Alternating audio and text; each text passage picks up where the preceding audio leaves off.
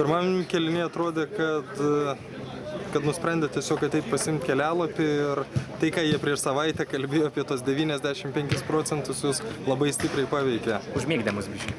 Užmygdė, atėjom šiek tiek pakėlė galvas, palaidavę, karštas oras, vandenyno vėsa. Tai tiesiog, man atrodo, tas ir išmušė iš vėžių. Šiek tiek atsipalaidavome, po to pradėjom žaisti savo žaidimą, pastatėm biškį korekcijas aikštėje, įnešėm pozicijų atžvilgių. Ir viskas tapo gerai. Prie to 2-4, aš įsivaizduoju, jau turėjo truputėlį nervai pradėti kilti, bet iš tikrųjų tada lyg ir pradėjo žaisti. Faktas. Tai matyt, mums reikia gero spyrio į šikną ir tada, kaip sakant, pradedam žaisti savo žaidimą, judėti ir, kaip sakant, siekti pergalės ir pirminai.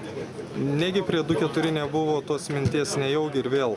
Ne, nebuvo. Buvom užtikrinti savo jėgomis, nes atakavom, žaidėm tikrai neblogai, tiesiog gavom tokius neplanuotus įvarčius, bet labai noriu pagirti Vilkų komandą, nuostabiai žaidė vyrai, gavom tikrai gerą kovą ir tikrai vienas kitą verti varžovai. Šiaip po tokių rungtynių patekti į kitą etapą smagiau negu nugalėjus lengvai.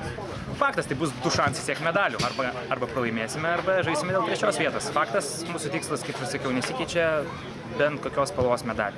Žinoma, auksas yra prioritetas. Ačiū.